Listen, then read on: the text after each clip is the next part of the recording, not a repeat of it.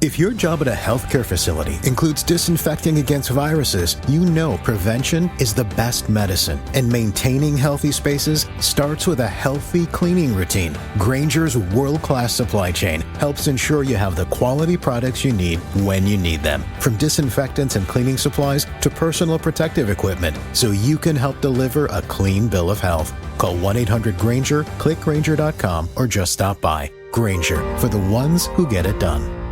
Hey guys, welcome back to another Weird Wednesday. I'm Ashers, and this is Pat O'Sullivan. How goes it, Pat? I heard it's cold there. Yeah, you guys don't have snow?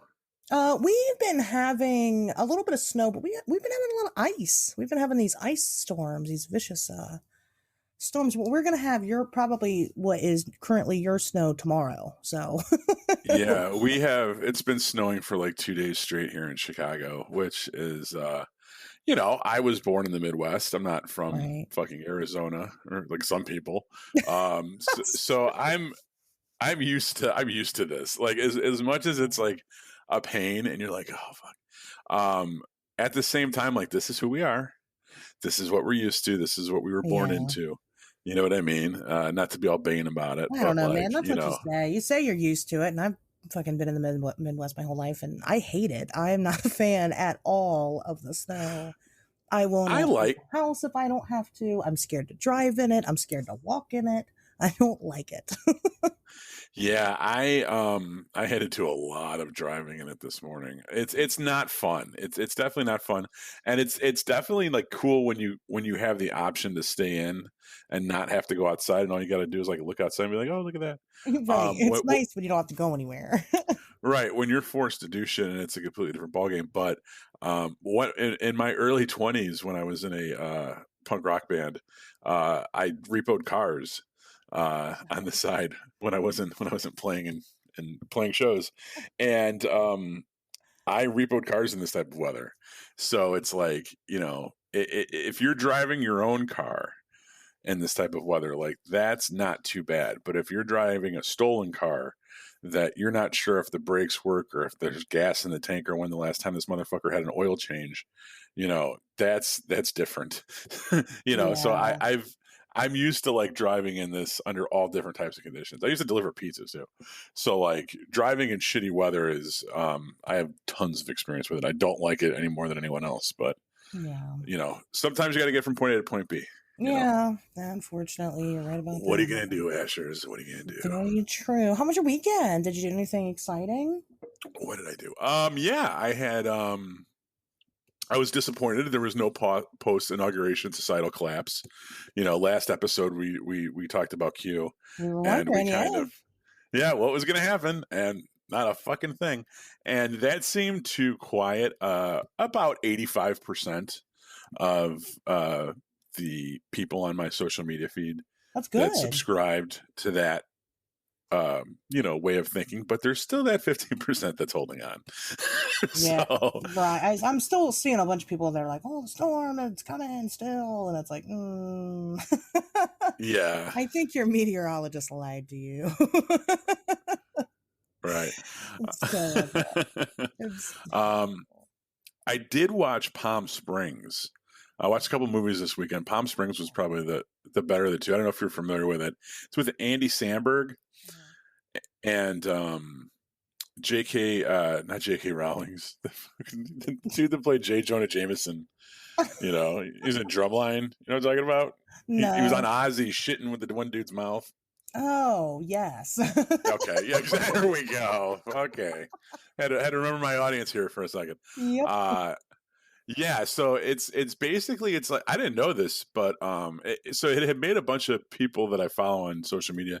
It made their like paltry like top movies of 2020, right? Because there's not a fucking lot of movies that came out, but Palm Springs did pop up on a bunch of lists, and I was able to catch it for free on Hulu this weekend, and it was very good. And I won't give it away, but it's kind of a science fiction movie, very much a comedy, but very, very good. And I can't recommend that enough. Also watched the Valley Girl remake, which you're probably too young to remember the original with Nicolas Cage. Yeah, I've never seen Valley Girl. Okay, well, it's a musical. I like musicals. I like musicals. It's not that I don't like them. I just never heard of it. So, What is your favorite? What is your favorite musical? my favorite musical, Little Shop of Horrors. Oh, that's right. We've talked about that. Yeah, definitely. Yeah, because you don't necessarily. Oh, yes, because we don't dislike Rocky Horror, but not Rocky. Is it Rocky Horror? Yeah, Rocky Horror. But Little Shop of Horrors, you're more of a fan of. Very cool. Yeah, right. No, I like Rocky Horror. Yeah, but definitely Little Shop is way better. That's the best one. So, so obviously, I got my tastes.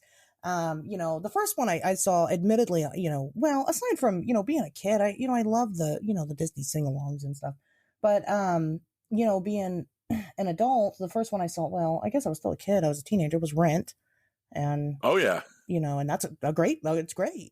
I was like, oh, this is amazing. So, and I saw Rent. I wasn't Broadway Rent, but I saw Rent it live, but not the movie. The movie had come out, but I hadn't seen it. And like one of my friends was like, "Oh, well, they're coming to they're doing a performance here. Do you want to go?" And I'm like, "Oh yeah, absolutely." So we went and saw it, some theater around here, and I was like, "Wow, this is really good," And it was, and then I watched the movie, and I was like, "Oh, I think I like musicals." And so, but Little Shop of Horrors has always been my, since I was a kid, that's been one of my movies that I've always loved. So I don't know, but no, I like them. I don't have any issues with them. I saw Rent back in, I think, like 94, 95. Yeah. My mom took me, and we went with one of her friends and her son, who was my age. And all my mom kind of knew, all the parents kind of knew about it was like cultural phenomenon that was big, like huge in Chicago. Like Joseph and the Amazing Technicolor Dreamcoat with Donny Osmond had just done like an 8-year run and then ended, and then Rent came in, and that was like the next big, like, you know, because we have a lot of theater here. Yeah. It's not Broadway or anything, but like Chicago's got like some decent shit. We have a good amount here. Yeah, we do. Yeah, so we went to Rent, and I don't know if you're familiar with Team America World Police. Yes. When they parody it in the beginning with that Everybody Has AIDS song. Yeah.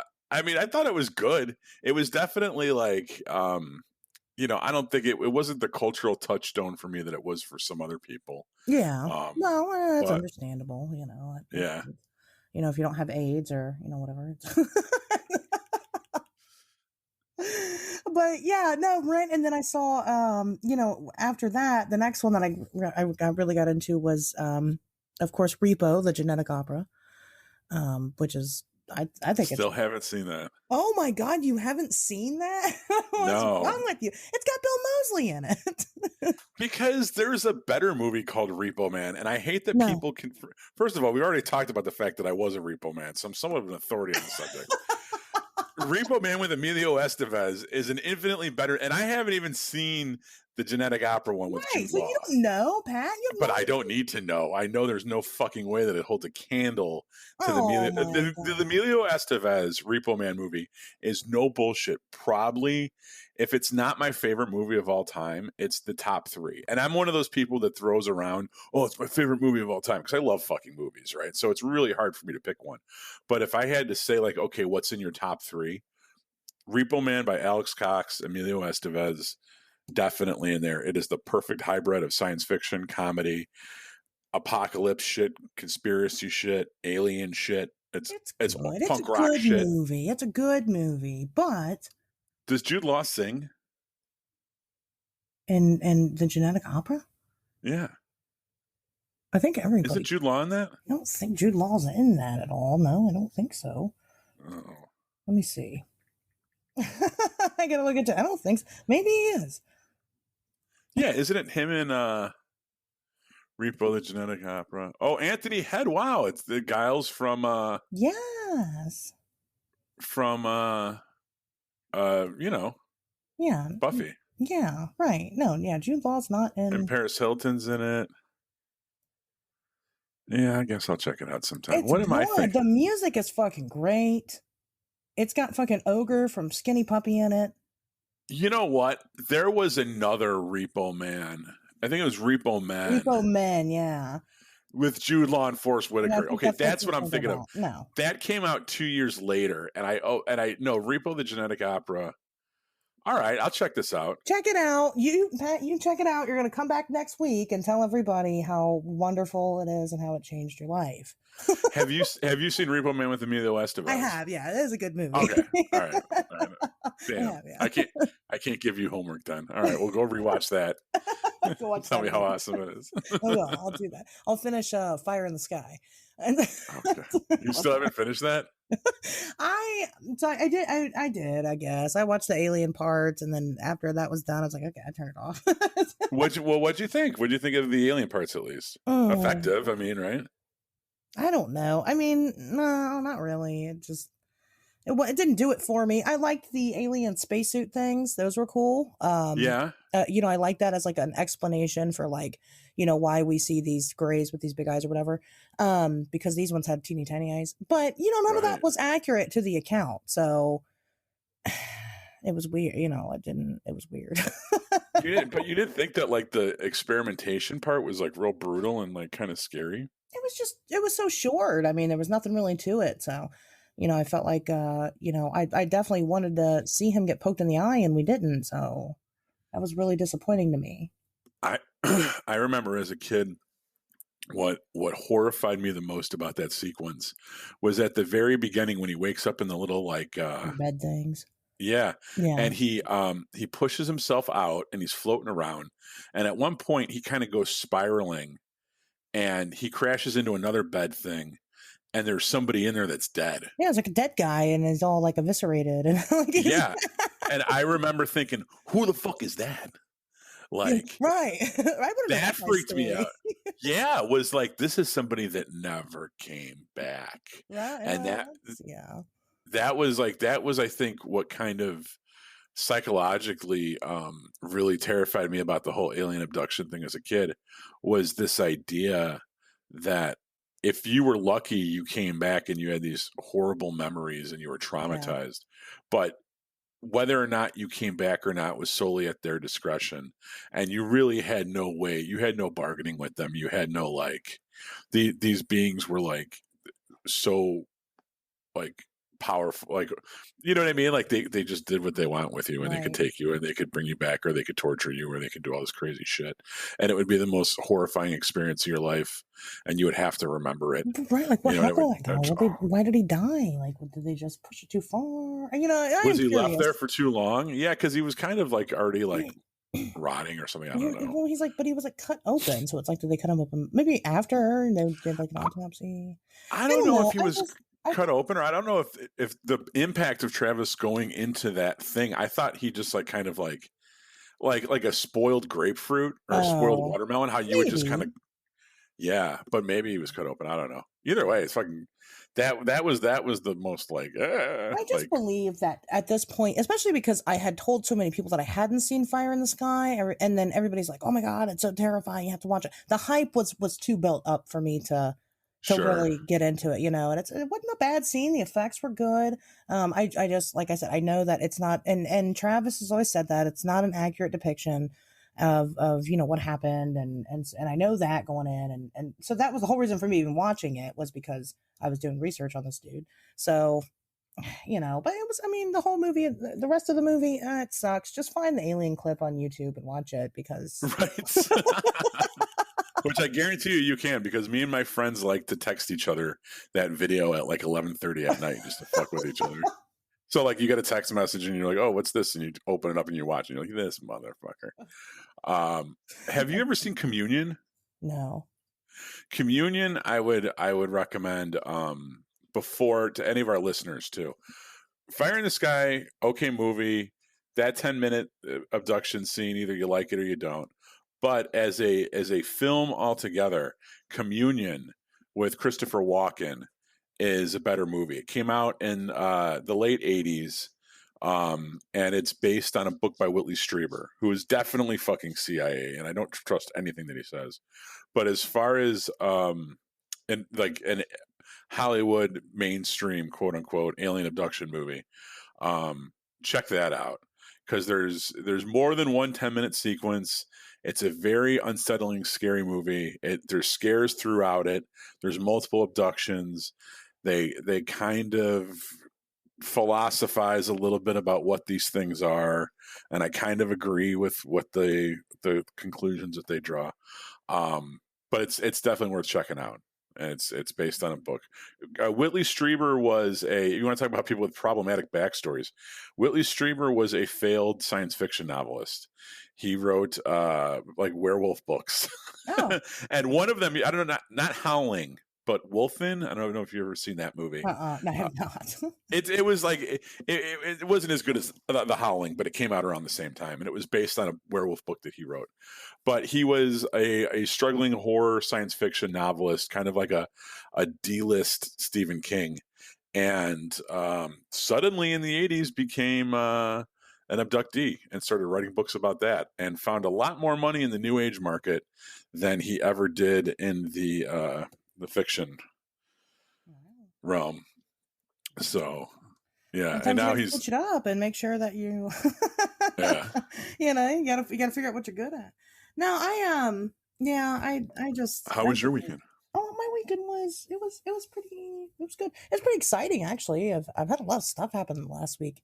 Not everything I can share, but some things I can share. So for one, I got to sleep with somebody that I have been trying to sleep with now for over a decade. Okay. And so Is it Jude Law? Yes, it was actually. No, it was, I won't say who it is, but yeah, so that finally happened. And well, walk me through that. I mean, how is that? That's a long. I mean, yes. I've had a couple of those in my life, and they're very rewarding. So he doesn't listen to the show. Okay, so I can say that much. So him and I were kind of dating. He's somebody that I went to high school with, but he was always like, when I was a freshman, he was a senior. So he left before we ever really talked. However, we kind of had the same group of friends. And so we didn't really keep in touch, didn't really know each other that much until a couple years, later, like when I was probably a senior. And anyway, so we started like hanging out a lot. We were kind of dating. And this guy is like really well known for like being a big man whore. And like one of my high school friends was like, super obsessed with this guy, like super obsessed with him. And what kind of dude was he? He's just some metalhead. Well, not really a metalhead. He's like a goth. I mean, he looks like he belongs in like fucking Demu Borgir or some shit. He looks like he's a big metal dude. I don't know. So he plays in a metal band called Well of Night. So it's So anyway, that's getting Googled. Keep talking. so him and I start dating, but like he wouldn't really like sleep with me because he kind of liked me, and I was like, oh, okay. And but then I like while I'm like dating him, I'm still like kind of seeing other people because we weren't like official or anything. Then I met my husband, and I got married to my husband within a month of him and I dating. So like as nuts as that sounds, listen guys, one day I will tell you about my life, I promise. But for the sake of the story, so I get married, and the other guy was very sad about this. It really hurt his feelings, and he was like telling everybody in the friend group how much it hurt his feelings, and because he really liked me and whatever. And then like 6 months later, he ends up married to some lady. So we kind of run into each other here and there, just amongst parties and things like that. Life kind of got weird. So then him and his wife like split up, and this was probably about 2 years ago. And then so him and I kind of start dating again, and but then he like immediately jumps into this relationship with somebody else, and I was like, oh, okay. Well, him and her just broke up like on Halloween, I think. So and so I'm like, yes, it's gonna happen. And so finally it's happened, and it was good. It wasn't great, but it was good. I was satisfied, but I don't think I'm interested, just because of the kind of person he is nowadays. I don't think I'm interested in sleeping with him again. But I'm glad that what do you mean when you say kind of person? He's really bad on drugs. And what kind? All the drugs. Well, no. What's like all the drugs out there? He's on meth. He's on heroin. He was a pharmacist up until 2 months ago when he got caught stealing Dilaudid. What's Dilaudid? Dilaudid is it's morphine, I believe. Damn. It's a painkiller. He's on the bad drug. I'm on the Well of Night Facebook page right now, and there's a picture, their most recent promo shot. And there's no way for me to accurately communicate like which one of these guys I'm talking about and you're talking about. So we're gonna do like what's that game where you have the faces up and you ask like, are they wearing a hat? And then you go, no. You know what I'm talking about? What's that game? Guess Who? Is it the profile picture? No. So yes. So we're gonna play Guess Who right now, okay. And there's these 4 gentlemen. We're gonna try to figure out which one. Yeah, the profile picture. I'll look at that. Which one you cleaved flesh with? Okay. So, did he have long hair? Yes. Okay. That doesn't give you anything, but yes. No, because there's one guy that doesn't. Okay, right? You're right. Okay. Now we know it's one of these 3. Was he wearing sunglasses at the time? At the time that we slept together? Yes. I don't know if these glasses come off. I don't know if they're that's decorative or but no, they might be prescription. No. Okay. No. So he had long hair. Did he have a beard? Yes. All right. Yep. Nice job. Was he wearing man rings? Was he wearing man rings? I don't see anybody that's wearing man rings in the picture. Oh no, are you looking at the picture right now? Yeah. Is it the dude all the way on the left? Yeah. Oh, that's what I figured. Okay, never mind. I could spot them. They have a certain look to them, don't they?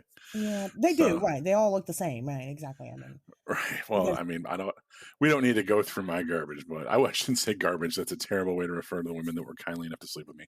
But yes, mine usually have a common. There's through lines. We'll just put it like that. He's not very cute in that picture. I will say that. But stop it!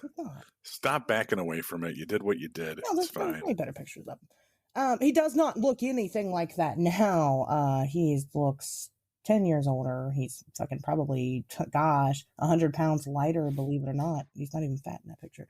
But anyway, so that happened, and that was, but I did it. I feel good that I did it. It's over. And then we went to my sister's gender reveal party Sunday. She's having a boy. And oh, cool. Yeah, and then I went back home. I have gotten several contacts in regards to the Mothman. And oh, all right. What I'm finding out is that there are people that are actively seeing the Mothman right now in Kentucky. And they're seeing him, as cliche and weird as it is, they're seeing him at the bridge that connects Kentucky to Ohio. So I think it's called the Lincoln Bridge. Maybe it's called something else. I don't know. But yeah, so that's been interesting. Kentucky's been on our radar for a while to have to go down there, but not because of the Mothman. So now it's like, well, now we have to go. So that's been fun. Right. And this is this is an active flap. Right now, yes. Right? Within the last 2 months, there's been a sighting of the Mothman down there. So what's gas up the car? Well, now I'm scared to cross the bridge, Pat. I mean, well, how big of a bridge is it? How long is it? How big of a body of water does it traverse? It's the Ohio River. Yeah, it's pretty large. Okay, well. But it's still. But so what it is really. That's right at the point of there is a point of Point Pleasant. It's where all the traders came in from the Ohio River because all those 3 states all meet up right there. And so, but instead of being on the West Virginia side, it's on the Kentucky side. Right. So it's not, but it's all right there, basically in the same area. So that's really interesting. Like I found that really, really telling, but there's been a couple, four sightings within the last 6 months. One of which has been within the last 2 months. So those are, that's an active situation there. So I'm going to jump down that rabbit hole. And here I thought I would be allowed to kind of take a Mothman break during the winter, but I guess not. I guess it's not in my cards. So no such luck. That was like, I think last episode I was talking about how trying to figure out what I'm going to do for 2021 and line up different projects and stuff like that. And I think what I finally decided on was not to, and just kind of like leave myself open to say yes to things and not try to make the rain, right? You don't always have to be the rainmaker. You don't always have to be the instigator. People like us, trust me, like, just as well as I do, we make shit happen, right? Right. But other times too, we have to, keep ourselves open so that we can react to other stuff that does happen, because we also respond to things. So, part of it's talking and part of it's listening, right? And I think instead of just trying to figure out so fervently like what to say next, I was like, you know what? I'm just going to listen. And I'm just going to listen to what the universe has to say, and I'm going to see what happens. And we talked before the show how within the course of one day, things are happening. Yeah. Yes. It's like, all right, well then that's what my goal is. And it sounds like you're in a similar boat. You know what I mean? Like, yes. And that's kind of how it's been. I've tried to rely a little bit more on the people around me, to kind of cater to me. But when you show vulnerability like that, the universe loves that shit. She's like, right. Oh, yeah, I'll eat that up. And she will reward you handsomely once you do. So, and but it can be hard because, you got days where you're just sitting around and you're like, fuck, I don't have anything to do. I shouldn't be just sitting here doing this. But then the next day you'll have this big fucking opportunity come knock on your door and it's like, hey, right. What's up? So it's like, well, it's a good thing I didn't start all those thousands of projects I've always thought about because I wouldn't have time for this, so it just, things happen right when you need them to. And, sometimes that's the case. So yes, that's kind of been how it's been lately, is that, I haven't really been actively doing anything. I've had, lately I've been working with a lot of other people. I'm getting ready to be on this other girl's podcast tomorrow, and a whole bunch of other stuff I can't really talk about yet, but yes. So, and these are all at the hand of others. It's not me really actively even doing anything, but just sitting here looking great. So that's that's where I'm at. But anyway, speaking of great, I'm going to kind of briefly cover this, and then we'll get into tonight's topic of space anomalies, weird things in space. So I don't know if you've heard, but there is an Oklahoma lawmaker. Have you heard about this yet? That is trying to push for a Bigfoot hunting season.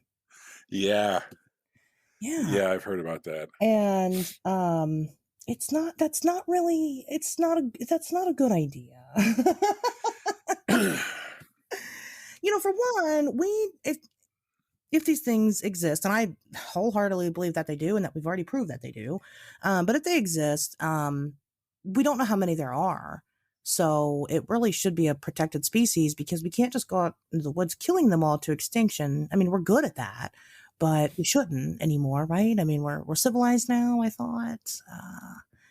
But on top of that, what if these things find out that we're hunting them? Then that's super dangerous. So say they say we go out, we start trying to hunt them. They're mean to us now. Whereas before, you kind of have people that claim to have some friendly relationships with Sasquatch creatures. And, but we go out there hunting them. They end up having to maybe protect their young or whatever happens.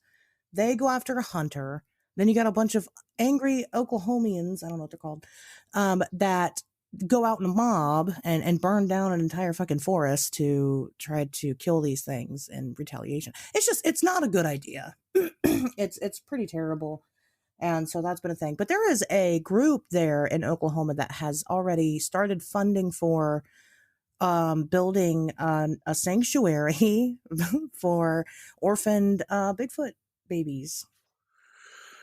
Right. Well, I mean, so the guy the Republican that introduced the bill, it was basically kind of like a way to draw in tourists. It right? is. This isn't a response to anything that happened.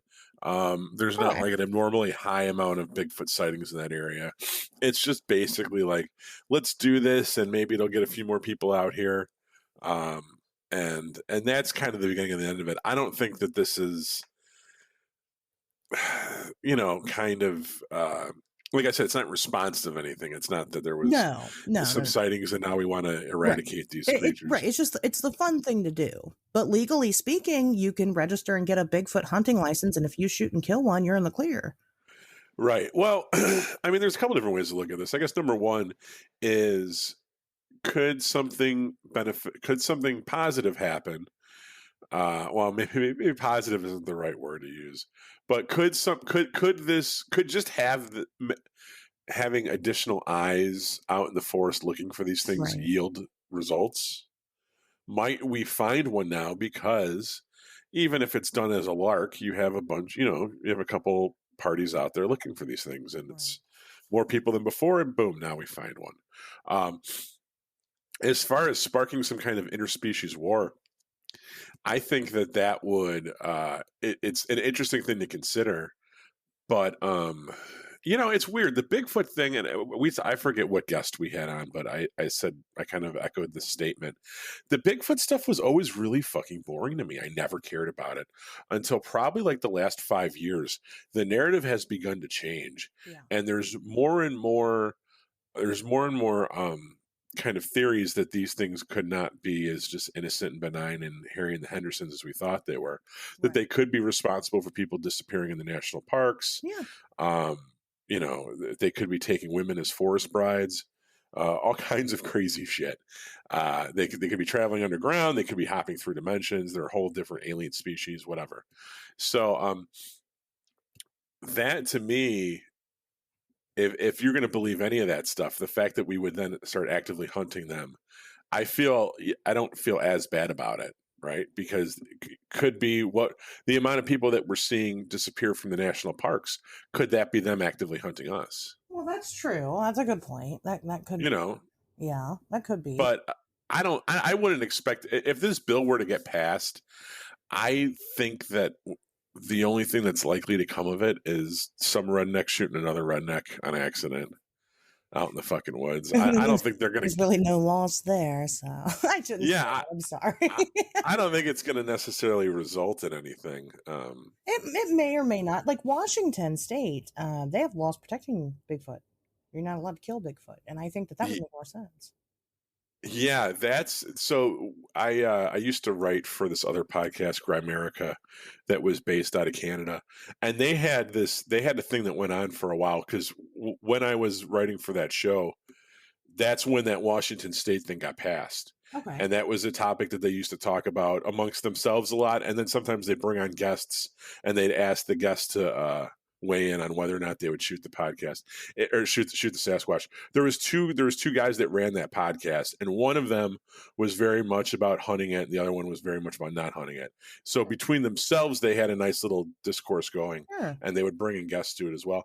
And the guy that was pro hunting it, I mean, you could easily understand the reasons for not hunting it, right? It's like everything you just mentioned, right? But the guy that was very pro hunting it was like, look, if these things are real, we need to catch one. We need evidence. We need to put this thing to bed, right? And we need more eyes in the forest. We need more motivated people to go out and get it. And, plenty of zoological discoveries have been made by people going into the woods with a fucking gun and killing something and bringing it back for us to study, right? This sounds like one. Right. This sounds like something that we should be trying to nail down because of the implications, not only about the greater, zoological record as far as animals go on this planet, but our own ancestry. And are these creatures some kind of missing link? What kind of relationship do we have to them? Are they potentially extraterrestrial?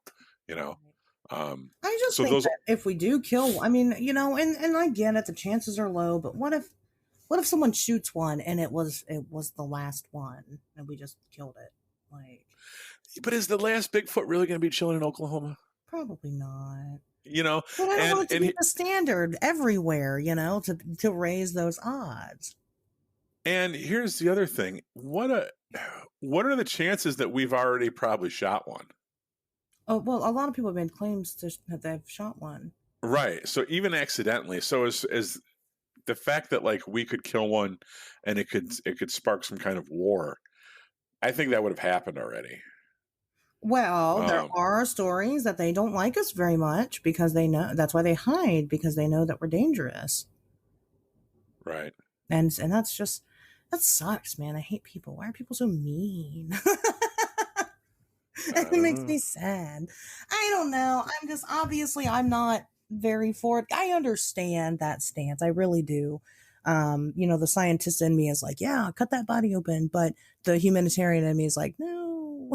So, because if they're a people, and I believe that they are intelligent enough to be considered a type of people, we can't just go fucking killing them. That's not okay. So I don't know. Then again, I don't really eat meat either. So you didn't this weekend? Something's wrong with me. So whatever. But yeah, so that was that. That's been what's happening in the news lately. Everybody's been talking about it. But you're right. It's not because anything has happened. It's not because something has sparked this to happen. It's just that's just it's probably just a fun touristy thing. However, it's a fun touristy thing with larger implications. So sure. Agreed. I think they should really step back and take a look at it before they push this through, and maybe talk to a couple of cryptozoologists of the community and see what they think. So that's right on. So anyway, on to tonight's topic, on to happier subjects. I'll bring this one up real quick just because this is adorable. I think probably a lot of people haven't heard of this, and I think that's fun. If you look up pictures of, let me pull it up real quick. I know I took a screenshot of it. If you look up pictures of Saturn has this little itty bitty teeny tiny little moon, and they've named it Peggy. And it's the cutest thing in the world. So they caught this moon on accident in 2013. Okay. And now this one is not, this is just kind of a silly feel good story. There's nothing weird about it. But Peggy is just hiding kind of right behind one of Saturn's rings. And it's so small. It almost looks like just a smudge on the camera lens because it's so small. Like you can't even see it. And they don't expect Peggy to grow anymore. As a matter of fact, Peggy will probably not last much longer. But when I was doing research for this, I found out about this tiny moon, and I wanted to bring it up for all my listeners that love moons as much as I do. So that was my feel good for the evening. Oh, look at that. Human interest story. You looking at Peggy? I did. She's so little. It's a dot on a picture. 1.2 miles across. Yeah, it's tiny. It's probably, it might, as far as we know, Peggy is the smallest moon in existence. It's crazy. You could walk it. You could walk Peggy. I mean, but wouldn't you rather just call an Uber? I mean, that's kind of, you could walk it. What are you trying to prove? You know what I mean? I would just say that I did. That's me. I love a good gimmick. That's for sure. I'm into that. And Peggy, she's got it all. I'm telling you, she's tiny, but she's mighty. But yeah, that's Saturn's little moon, Peggy, in case you didn't know. That's kind of, one of the newer, again, that was in 2013 they found that. So that was a newer discovery. Pat, you sent me an article which kind of kicked off this whole conversation. Do you want to talk about that? What about the alien megastructure? Yeah. So that's been on my radar for a while. I don't know exactly what article I sent. I get stoned and send you things. I fucking don't know. I guess you should send them back to me before we do the show. But yeah, one of the stories from the past couple years was there was 1,500 light years away. They found this star that seemed to kind of wink in and out of existence, and the only explanation at the time that they could come up with was that, and this was crazy that this is what their minds went to. Mm-hmm. But I guess when you because it seems like a lot of it seems very abstract, but I guess in some ways it's not. We'll leave it up to the audience to decide. So scientists spot this star 1,500 light years away, and it seems to kind of wink in and out intermittently, and they're trying to figure out why it's doing that. And the conclusion that they came to, some scientists at least, was that there was some type of megastructure built around the star that was rotating. And then an alien civilization had built this structure to harness the energy from it. So imagine some type of, imagine like, how a globe has that arm at the top and the bottom of it, right? That it spins around. Right. Okay. Imagine if aliens had built that around a sun. And that way, when that arm goes around, it collects solar energy or something. And when that arm passes passes between us and the sun, there would be a disruption in the light. And that's what they theorized had happened was that they were seeing stars with megastructures built around them, which is kind of a reach, right? That's not exactly where my mind would go to right away. But then again, I don't spend a whole bunch of time sitting around thinking about the lights in the sky. And I'm assuming that the article that I sent you was because some new information had been released that backed this up. Yeah. Okay. So maybe you could talk about the article that I sent you. I mean, it didn't have anything to it. They're still saying, well, I mean, for the most part, they're saying it's probably, it might be like a Dyson swarm. So they had expected to have more information on it when they came out with the some telescope that I can't remember the name of in 2018. And so they were expecting that they would be able to look at it a little bit better and figure it out. And they still haven't. It basically is what it's the gist of it, which means that, as of right now, we still don't know. But yeah, so what happens is that the light from this star, which should be on, stars don't turn off and on, so the light from the star does turn off and on. And it's so large that they can't imagine what might be in front of it that causes that to happen. So, and it never goes completely off is the thing. It's just like, it's gotten up to 22% coverage has been covered over this thing, but never fully and never beyond that. So something comes and moves in front of it every once in a while and then moves away. And they don't really know what it might be. And I mean, I guess it could be some type of mega structure. I mean, why not? I mean, we don't know. We have no way of knowing. It's 1,500 light years away. We don't know. So, maybe one day we will, have an update. That would be pretty cool to have an update. Will we? Probably not, but yeah, this stuff, and it's kind of like this combined with the Black Knight satellite, which is what I want to talk about next. This stuff was always kind of weird for me to think about, because I think when we think about aliens, we think about very modern, very present creatures in a spaceship that come to Earth, right? What we don't kind of think about is, far off galaxies where they've built these giant ancient structures, right? What their civilization looks like, what their homeworld looks like. For all the time that we spend thinking about the vehicles and the crafts, where do we talk about the bases? Where do they live? Where do they originate from? So whenever you talk about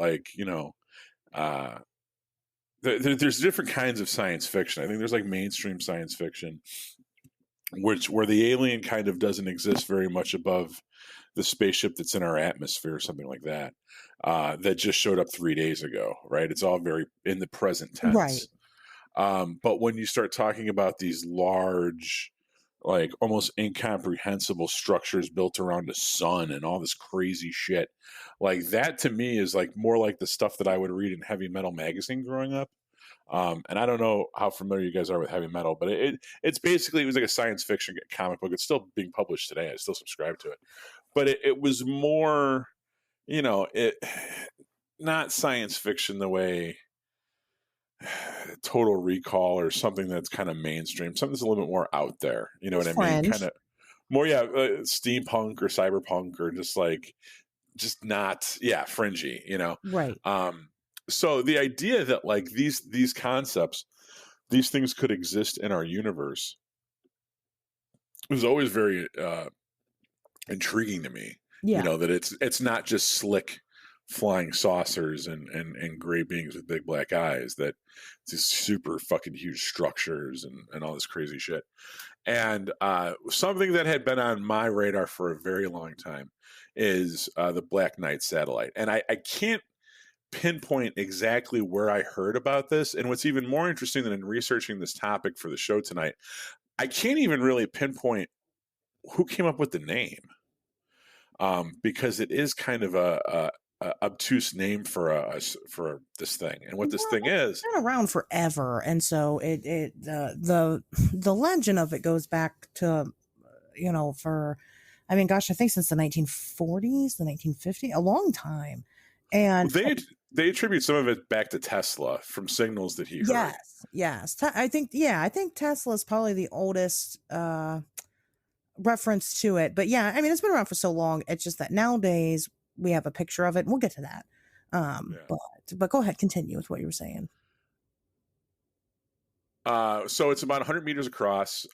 It's a object that supposedly is in polar orbit over Earth, and it's been spotted a couple times by astronauts, people in the space station. There's some pictures of it that you can find online. There's one really famous, really good picture. And basically, it's this satellite that's in orbit around Earth that is not man-made.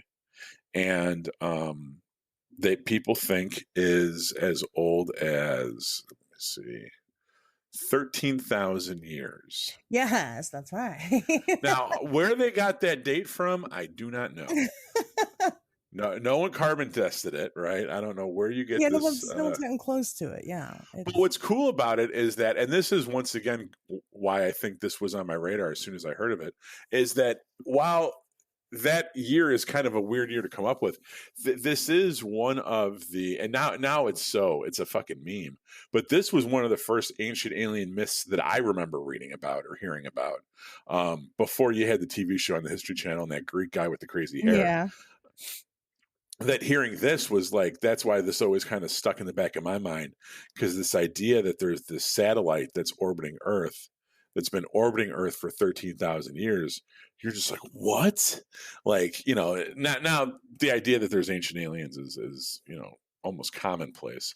But this, I want to say this was the first piece of concrete ancient alien mythos that existed.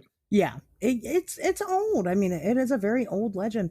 And then, so then NASA goes and releases a bunch of pictures from space, and people found this particular one, which since then there's been others, but they found this particular one and everybody kind of ran with it.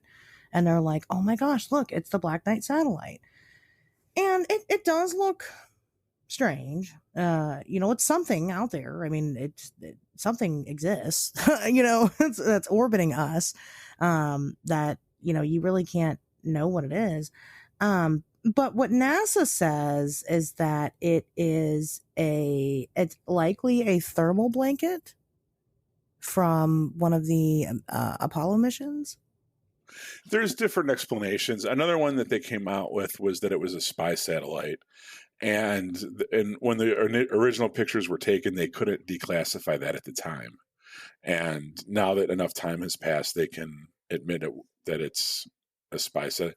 The problem with it is that there's a lot of evidence about, there's a lot of pictures and there's a lot of radio signals and stuff like that, pertaining to objects orbiting Earth, unexplained objects that are in orbit around Earth, right? Mm-hmm. And the Black Knight kind of, according to some people, that mythos has become a catch-all for a lot of these different things, right? Going back to Tesla picking up radio signals back in the 1890s, right? And then we get these pictures from the space station, and then we get these pictures from NASA, and then amateur astronomers take these pictures, and they're all kind of being lumped together. But actually, what it is a half dozen completely different things. Yeah, that could all be separately explained on their own. But when you lump them together, you can try to mold them into telling a bigger story here, which is the story of the Black Knight. So the detractors will say they will pick apart every single piece of evidence and find a different explanation for it and say there is no correlation between all this data. It's just a bunch of random shit that people are putting together and coming up with this Black Knight thing. Well, I would say that the photos that we have that claim to be of the Black Knight satellite, I would say those are all the same object. I mean, I'd say we're able to. No, they definitely look like it. Yeah. Yeah. I mean, I think we're able to now track that object. We know it's there. Everybody knows it's there. It's not like some big secret. This isn't a Photoshop job. It's really space. Whatever the hell it is really orbiting us.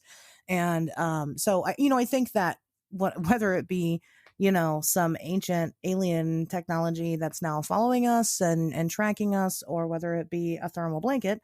It's that has now become what we would consider the Black Knight satellite as of right now. Even though, are they talking about something else? If we ever capture it and find out what it is, I don't know why we don't try to catch it. Why couldn't we catch it and get it? Well, because right now, the only space program we have is NASA. And that's why we need things like SpaceX. Right. And I know that it's kind of, I was explaining to my kids who Elon Musk was at dinner this weekend. Okay. And some people think he's a douchebag or whatever. And I think he's, unfortunately, however you want to rate his the way he pays his employees, which I think is fucking ridiculous. What did Thomas Edison pay his people? Do you even fucking know? You know what I mean? Wasn't that the whole thing about Edison was that he ran that fucking invention office and he stole a bunch of patent clerks' ideas, stole a bunch of clerks' ideas. They would come to him with inventions and then he would patent them or something like that. Yeah, he's a douchebag. Yeah, well, okay. Well, the same thing. Elon Musk is a dick because he pays people at his factory minimum wage or some shit. I don't fucking know. But so a lot of people like to hate on this guy. But one of the cool things that he's doing is he's trying to privatize space travel. He's trying to make a company that's not beholden to any government be able to travel in space. And they use space. The NASA uses SpaceX when they don't want to send their own fucking rocket up, but they got to get something to people in the space station. Use SpaceX for that shit, right? Yeah. And if anyone's going to go do random stuff, you know what, we're going to go check out what the hell that Black Knight is, right? It's going to be stuff like SpaceX. It's not going to be NASA, So it's all the more reason for us to invest and support this idea of, commercial space travel.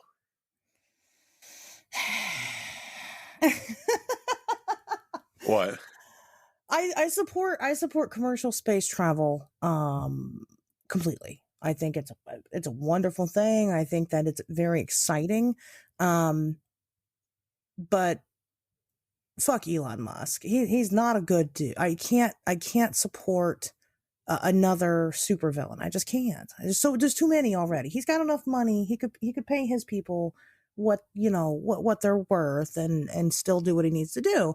But I can't get behind him for that reason, and that sucks. And it's but he's one of those people. He doesn't, it's kind of fucking odd. He's really not very smart. He's another person. He's good at business. He's not smart though. And that's God, here we go. I'm gonna go off on a fucking Musk tangent. But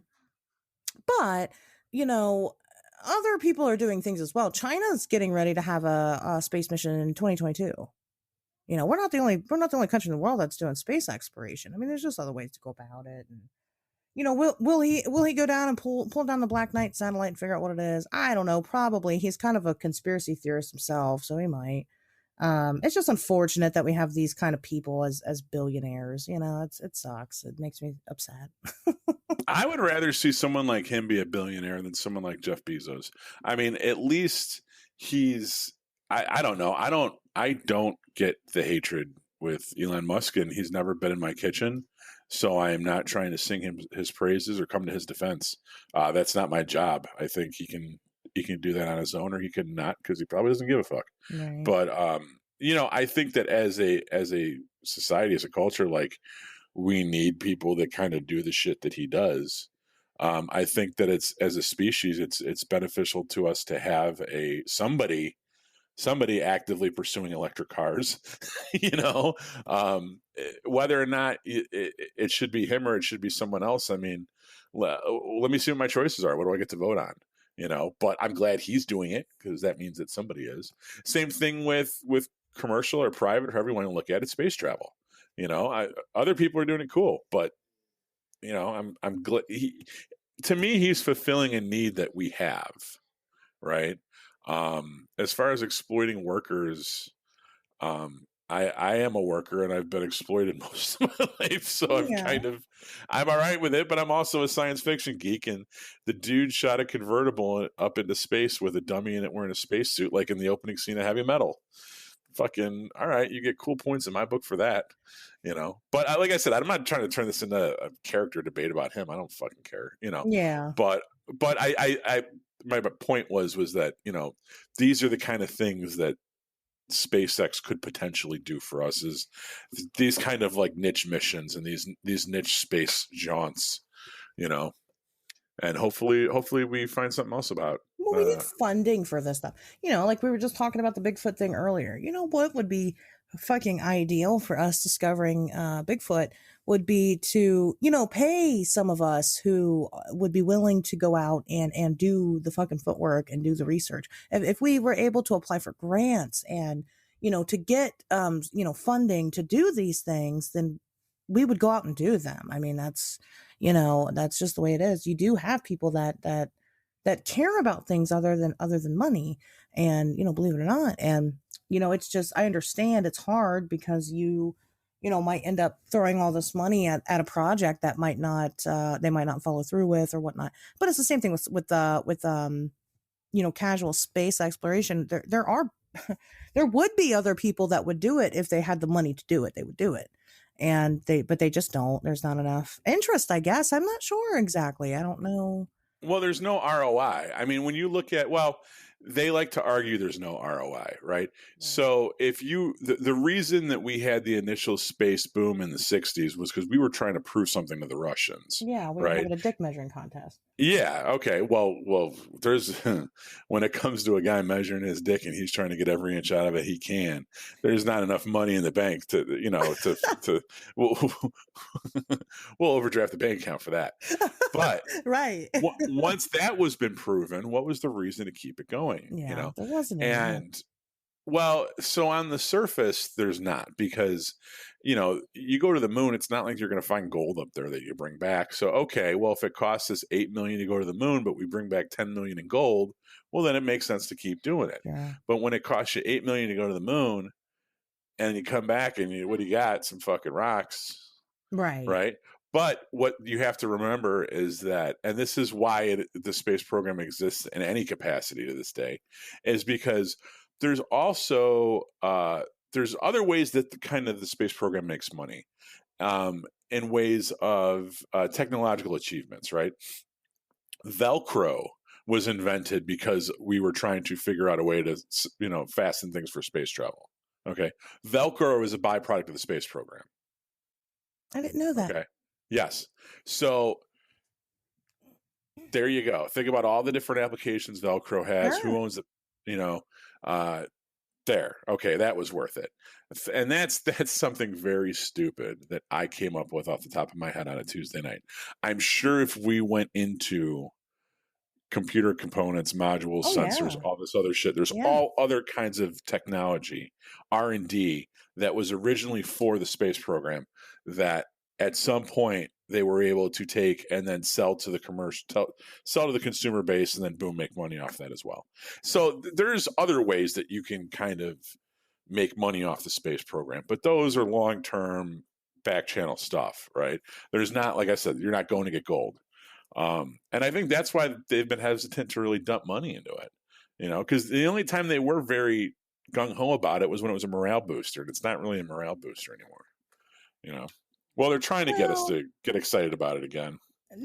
Right, they are. And there's definitely a reason for that, and likely it's because we will at the current rate we're going, we will outlive the planet, and so we need to leave the planet. And so right now NASA's getting ready to go back to the moon in 2023, I think. It's coming up. And the point of going there is to mine it for resources to propel further into space. So that's an interesting concept. So I mean, NASA is doing that. I think having the help of SpaceX isn't a terrible idea. But I don't know. So I mean, there is a newfound interest in it, and it's because we ended up having a douchebag with a lot of money that had interest in it to begin with. So, well, I'd like to say the world was built by different people, but unfortunately, it's usually the douchebags with the money that get things done.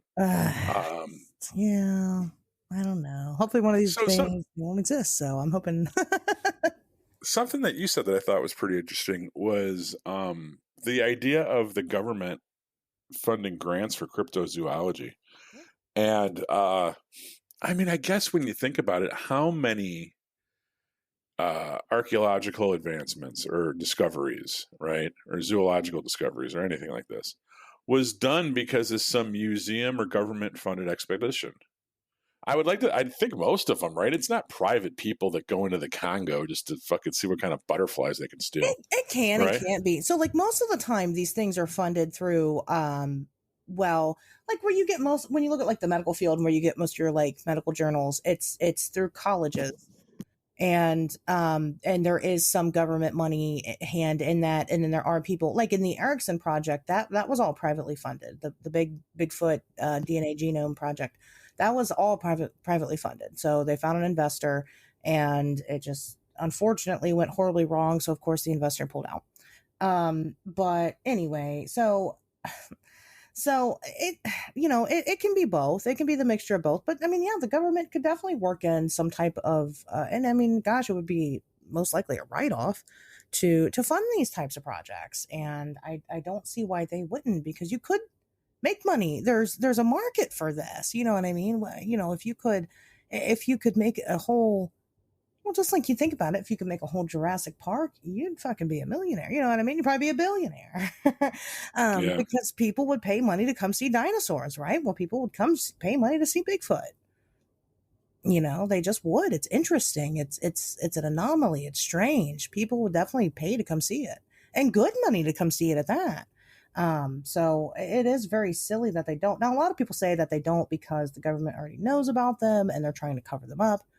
I don't believe that. I just think that they don't take the science very seriously. And I'm not sure why. It's really bizarre that they don't, but they don't. A short topic I wouldn't mind doing sometime, and I don't know if this is just a story that I heard one night on Coast to Coast, and there's really nothing more to it than that. But I had heard that back in the day, when like the government, like I don't know, like early 1900s, the government had financed an expedition into the Grand Canyon, and they found all of these caves with all this crazy shit in it.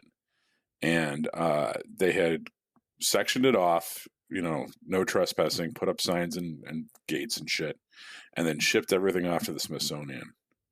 And then it's sitting in a back room somewhere. I guess kind of like in Indiana Jones. I've heard, similar things about the Smithsonian. Maybe we just talk about the Smithsonian in general. Yeah. Were you hearing that it was from stuff they found in the Grand Canyon? I don't think I've heard the Grand Canyon, but I've heard of like things from around the world. Okay.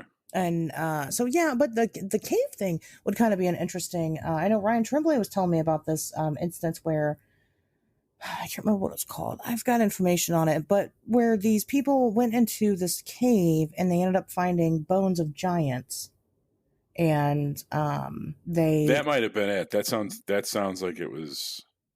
Yeah, I want to say it's called like Flat Rock Cave or something like that. It's something Rock Cave, which of course it is because every cave is. but of course, so general. But no, yeah, he was telling me something about that. I mean, it could be, it probably is along like the same lines, but I've heard of things being in the Smithsonian before. Which I would believe, I'd buy it. So maybe that's why they don't feel the need to fund anything, because they already have all the answers and they've got it at the Smithsonian. I don't know. Right. Or I guess, like, what's to stop? Is it because, like, because, like, you can't, like, send an email to the, I don't know, just like Smithsonian, the government at gov dot, whatever. But like the man at gov dot edu. Like, yeah. Hey, how can I get some money to go down? I need like $500 for the weekend to go to Point Pleasant and check out this Mothman shit. Like, who can I get a check from? Yeah, you're right about that. Yeah, I mean, you're right. I mean, there's no way to just kind of ask any. But I'll start writing. You can start writing your local congressman and be like, "Why aren't we funding this?" But then I don't know. Right, because you would think that like state funds or like university funds, there's gonna be a lot of oversight about how they spend that shit. Oh, yeah. And if they have somebody that's like, "Hey, look, we're gonna go to this place where we're gonna go off the coast of Miami where we think there's underground structures, and we're gonna try to take pictures and shit." That's going to be in like, archaeological magazines or something. And it's going to be great publicity, and we're going to find something. And there's it always comes back to ROI. There's a very, very good chance that we're going to go to this spot that's been vetted already. And we know exactly what we're going to find, but we're going to find something new, and we're going to take pictures of it, or we're going to sell it, or fucking whatever. We're going to monetize it somehow. And I think that's what a lot of these expeditions is going to places where they already know what they're going to find. It's not like, oh, we're going in here, we don't know what's going to be there. It's like, well, we have an idea what's going to be there. This is our piece of it that we're going to get, Yeah. As opposed to like a cryptozoologist or some kind of 14 investigator that's going to go to these same people, supposedly, and say, we're going to go do this. There's no real concrete evidence that we're going to find anything for sure. It might be a waste of time and money, and people are going to probably think you're crazy. It's very non-conventional for you to fund this. But on the off chance that you hit gold, then, hey, you get the scientific discovery of the century or something. Right, because if you do hit gold, then that has a lot of gold to be had in them hills. But so then I guess you look at it like this, like they need to be super, like you need to be the best of the best. Yeah. Right. You can't be somebody that just gets 2,000 YouTube views on your fucking podcast. Like you need to be like the most authoritative mind on the subject or something. You know what I mean? Well, that's another thing in the community, because I have really never been into the cryptid community until recently. And one thing that I'm finding with this is most of these self-proclaimed cryptozoologists actually aren't. They're just fucking dudes with Google and a podcast. And it's like, I could not agree with you more. That's exactly my perception as well. Right. It's fucking true. And it's like, you've never actually even like, maybe you like walked around your local woods or some shit one time, but like you've never actually like went anywhere, have you? Like you've never actually been to these places, or you don't talk to the witnesses, or you don't actually sit down and have your fucking your fucking crazy corkboard on the wall where you're drawing all these lines. You don't actually do that, do you? And they don't. No, they don't. They're just parroting everything that they've heard, and that's That's why it was so, but okay, I completely agree with you. But that's why it was so interesting when you said to me earlier that like, oh, but where's the grant money? It's like, fucking for what? Like your Comcast bill for this month when you went on the internet and looked shit up? Like, why the fuck is someone going to give you money? What are you doing? You know what I mean? Like you're going on Google. It doesn't require money. That shit's free. Like, no, you're absolutely right. U of I is not going to give you $15,000 to go on Google and look shit up. No, like, no, they're not. No, so I think that's what that. I think that's probably like that should be the motivation, or that should be like the cornerstone for this. Then, like, okay, so because there's crowdfunding now, right? Well, we need if there was, oh, go ahead. I'm sorry. I was gonna say if there's some goal, I think a lot of times people say that they want to do things, and their reason for not doing things is money, right? Because everyone wishes they had more money than they do. So like if you go to someone like, oh, I really want to make this movie, and they're like, why don't you make it? Oh, I don't got the money, dude. And everyone's like, yeah, I got you. I know, I understand, Or like, oh, like I want to do, I really want to go research fucking I don't know, melonhead people in Pennsylvania, and it's like, well, why not? Like, oh, I got the money. Like, all right, but like, here's the thing: if you have your shit together and you put together, you put together a good package, you can crowdfund just about anything. True. All right. So like, and as long as you're realistic about what you need, like how much money do you really need to go to Pennsylvania and research melonhead people for a 3-day weekend? Yeah. You know what I mean? What's that? Maybe $2,200. But all right, but are you going to videotape everything? Are you going to go do this? Are people going to get results out of it? Even if your results are you don't find the melonhead people, or you do and they're just melonhead people, they're not, not more to it than that. I don't know. I feel like if it's I'm a problem solver. And if that's really the problem, is that there's not funding and there's not grants, like how can you work around it, or how can you make yourself seem legit enough to get one? I don't know. I agree with that. Yeah, I agree with what you're saying. I think that one of the biggest issues, one thing that we really need to take away from people right now is the power to be able to call themselves cryptozoologists just because they, again, have Google and have read a couple books. I don't think that doesn't make you're not actually studying anything. You're just learning. That's all. And even learning is a huge part of it, but you're not taking what you've learned and applying it to a new situation. So there's no science involved. So how can you have ologist at the end of it when there's no science? That's for one. So we need to fucking kick these people, because there is no degree for cryptozoology. There isn't one. Well, okay, that's not true. Actually, there are very few select colleges where you can get a degree in cryptozoology. There is, but you don't need one to be a cryptozoologist. And most people don't have a degree. They might have a degree in other things like zoology or biology or whatever, but not specifically in cryptozoology. So, but we need to stop letting people use the term, so that way the people that are actually actively out there working on this stuff are taken seriously. It's hurting the credibility. It's hurting the community more than anything. But, people are so desperate for, I don't know, to be involved in something that's different and fringe and weird that they don't care. They really don't give a shit about the science. They just want to sell their show or whatever. I have feelings about this.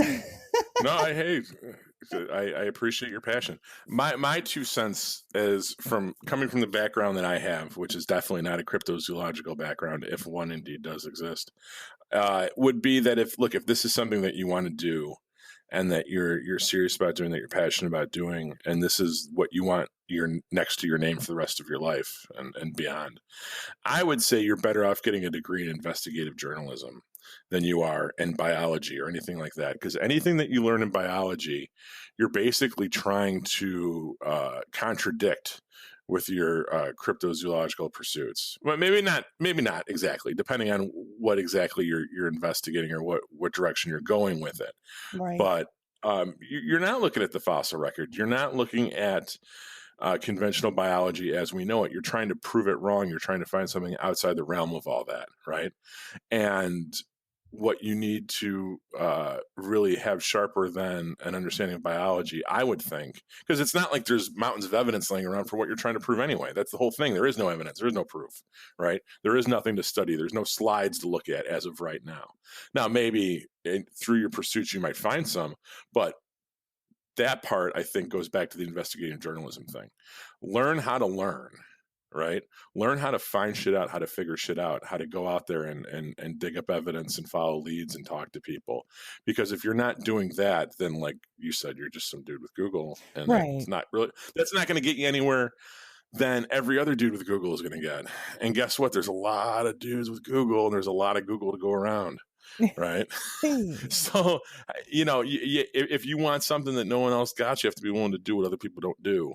And that's get up off your ass and go out there and go out there and do it. And so it's like, I don't know, it's like I said, me and me and a couple other people, we commiserate together about it because, you know, we're told all the time how wrong we are by people that just have Google. And it's like,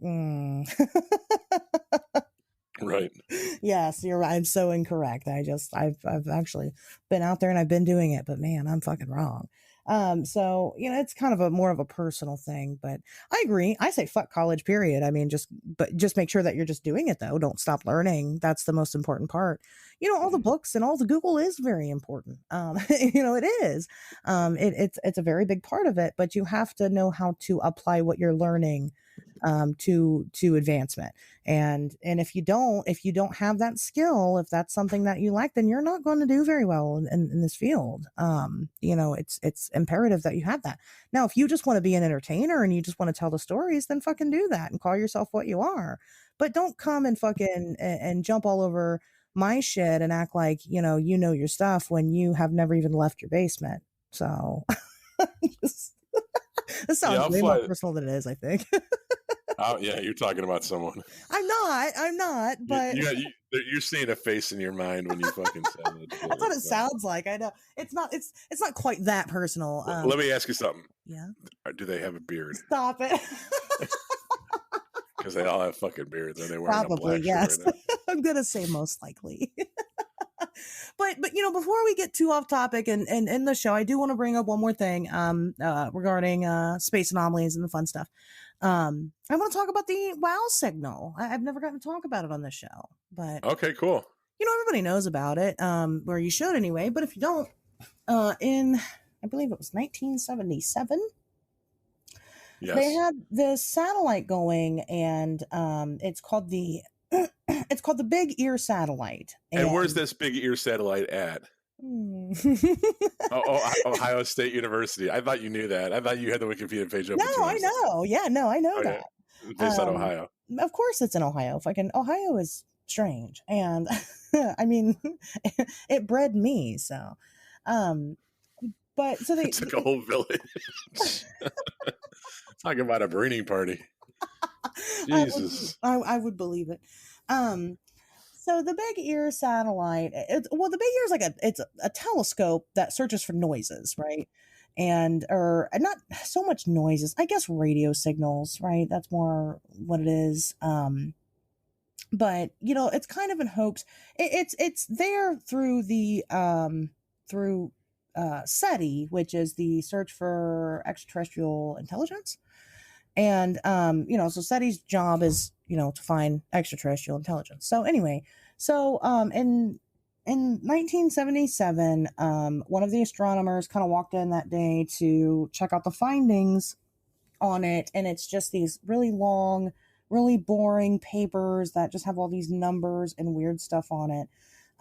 But they did finally find something that seemed to be, you know, of sustenance. So the guy circled the paper, and, you know, this is the most famous thing that everybody knows of it, and wrote "wow," you know, with a big old exclamation point. So you gotta imagine, you know, that guy came into work that day, you know, thinking that we were contacted, or, you know, not we were contacted by aliens, but that, you know, we found some type of alien life. So that's pretty neat. And to this day, I don't think they have a couple of different explanations for what it could be. But I don't think they really know, but it hasn't happened again. So that's, you know, that is an interesting, you know, take. I don't know what could it have been. I think that, you know, it definitely could have been something important. But you know, the way that things travel in space is that, you know, this could have been a very old signal, and we might have missed our time or whatever. So what's really interesting about this to me now, is that in 2012, when the world ended, you remember that? Back in 2012, it was the 35th anniversary of the WoW signal.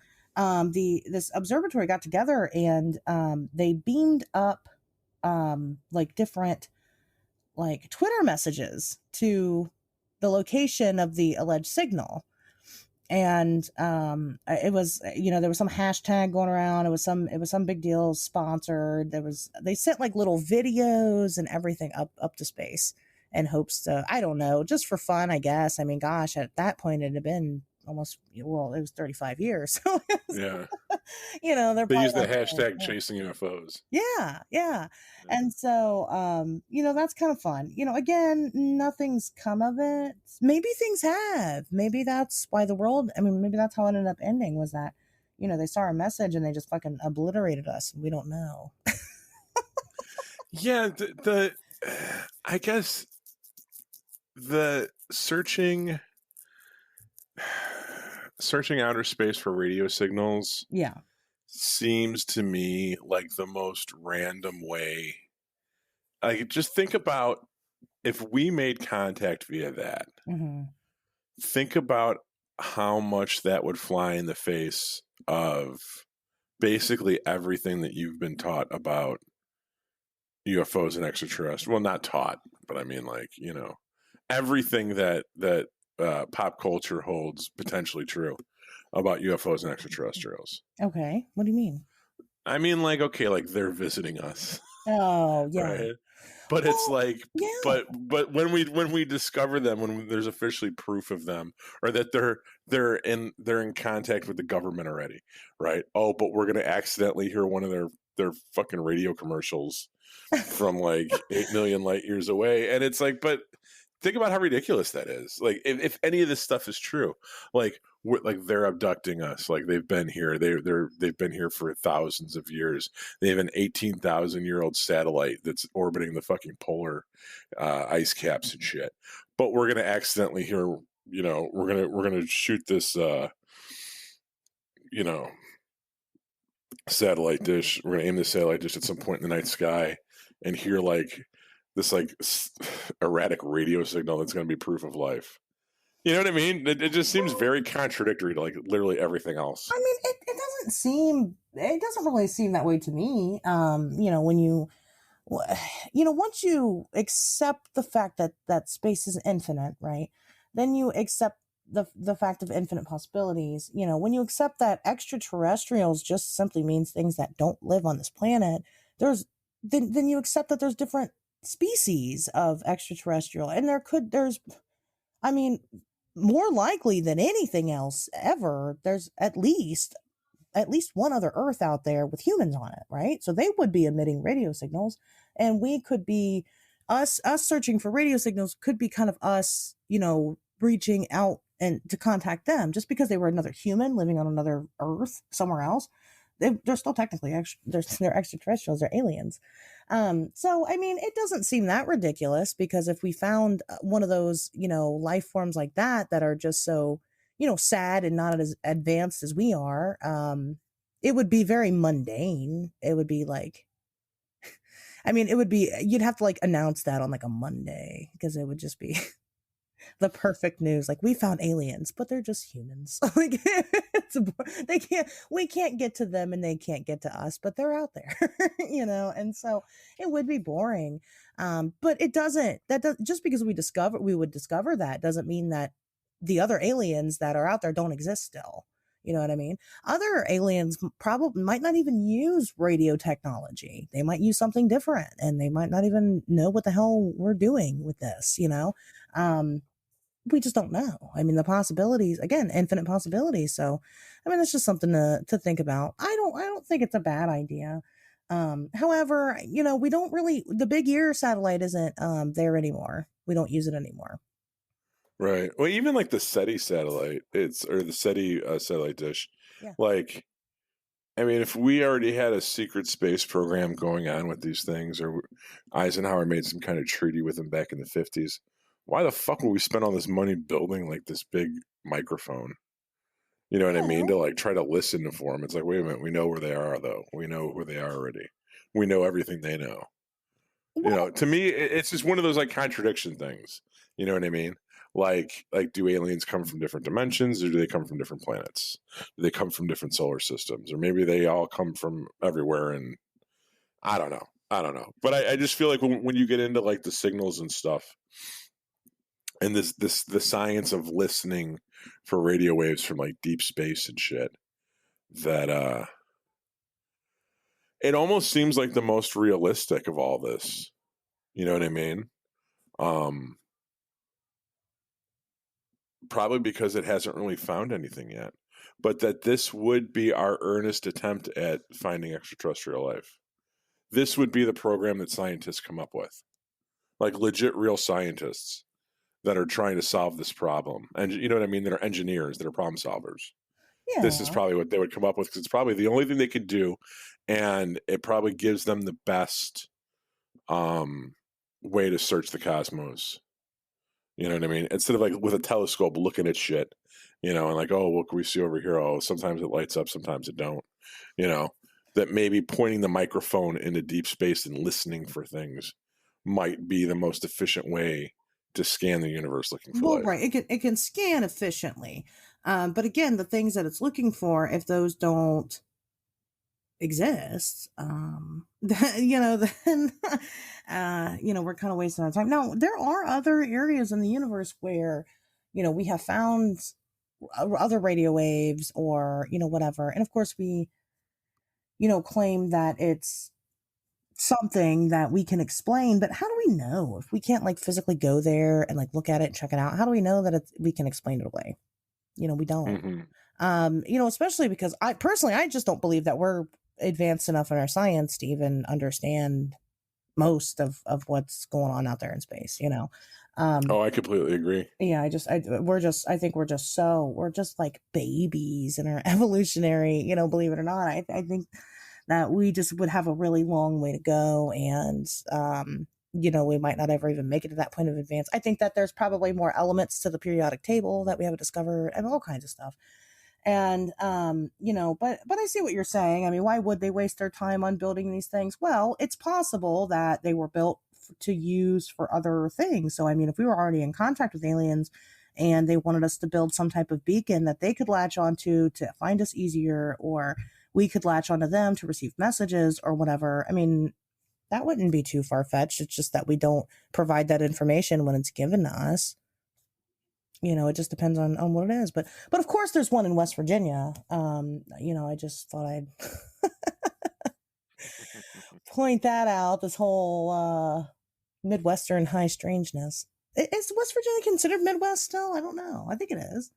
It's kind of south. I took going back to what you were saying about science and being an imperfect science. Yeah. I took my kid to Fermilab like 2 years ago, and they have like super colliders there and shit.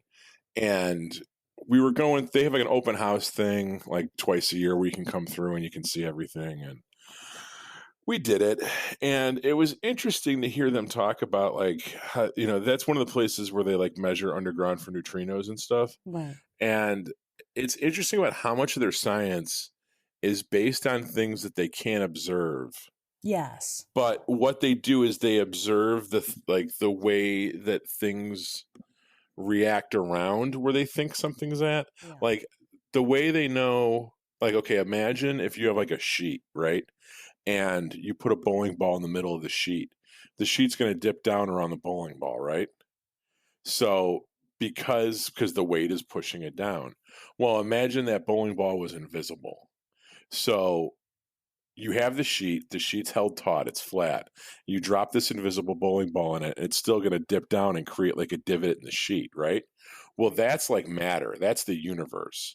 And there's all these like imaginary things that are like poking holes and bending matter and space-time around different parts of the universe.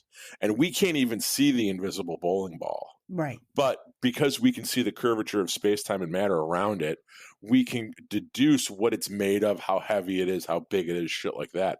But we can't actually see any of this stuff, right? All we're doing is we're taking the minuscule stuff that we can wrap our heads around and just kind of extrapolate and making wild fucking guesses. And that's what passes for like the highest level of our science these days. You know what I mean? Right. It's completely unobservable stuff, right? Well, directly unobservable stuff, Yes. There's, and that's another thing when you talk about space, people don't realize you're not just going to have one, you're not going to have one, astrophysicist that's going to know it all. You're not going to have one astronomer that's going to know it all. And that's why they have different titles. They're and even in their own individual field, there's so much that they can't possibly know everything to. So like when you have these when you have these teams of people working to understand something, trust is really important, because you have to get people that you believe are knowledgeable in their field and that are going to know different things than you do. So like, say I make a claim and I'm like, oh, there's a black hole in the center of our, just for example, there's a black hole in the center of our solar system, and that's where we get our gravitational pull from, I think. And then, but then person, A, we'll say Tony, comes in and they're like, oh, that's right. There's also the great attractor, and it's actually pulling our galaxy right into it. I just have to trust what he says, because I'm a fucking master of my black hole, and he's the master of his great attractor. And that sounds horrible. And but I just have to take his word for it, because I've spent so much time looking into my theory and what I've perfected, my craft, that I have to trust what he says is right, in order for us to then be like, oh yeah, so we're working on this thing about gravity. And that's how it works. Of course, in greater terms than that, I'm no expert. But yeah, it's a really weird science. It really is. It's so beyond our comprehension that it's difficult for us to even find an effective way to study it. And, but it's endlessly fascinating. I mean, it really is. Just, at the bare minimum, I hope that people find an interest to at least sit down and study your own solar system and things. Some of the stuff we talked about tonight, like, we talked about Saturn and its little and little Peggy, and little Peggy's in our solar system, and we talked about that star that's, got the megastructure, that is in our galaxy. There's more galaxies outside of our own galaxy. There's more. It's so fucking big, and you just can't, you really have no way of even knowing how big it is. There's so much we just have not seen. And, people talk about, somebody made the claim that I don't remember who it was or where it was, but I heard it recently that we know more about space than we do about the ocean. That's just absolutely fucking not true. Yeah, people like to throw that one around. I don't know how that could possibly be true either, when you talk about just volume. Right. I mean, there's like a lot we don't know about the ocean, but there's a lot more we don't know about space. One's finite, one's infinite. Right. I don't know. Yeah, take your pick. I mean, and so that was just a super silly claim, but it's a lot, and I understand it's not everybody's cup of tea. But usually most people just know about little things here and there. But I mean, most of space science and study are theories, because we don't have a choice but to theorize, because we really can't prove or disprove. And I get most science is, but we have the basic scientific laws, but they're very basic. I mean, gosh, there's 3 of them. There's not very many. So I don't know. I don't know. I could talk about this all day. But yeah, space is big, guys. There's a lot of it. There's a lot of it out there. There's a big great attractor out there that's slowly sucking us into its hole, sucking our hole into its hole. And one day our holes are gonna meet, and it'll be probably scissor. It'll be sexy. I don't know. It'll probably be explosive. I don't know what's gonna happen, but yeah. So anyway, there you go. There's space. But yeah, do you have anything else to add to the? Oh God, I think you know what? I think you summed it up perfectly. Great. All right, guys. Well, we'll see you next Wednesday.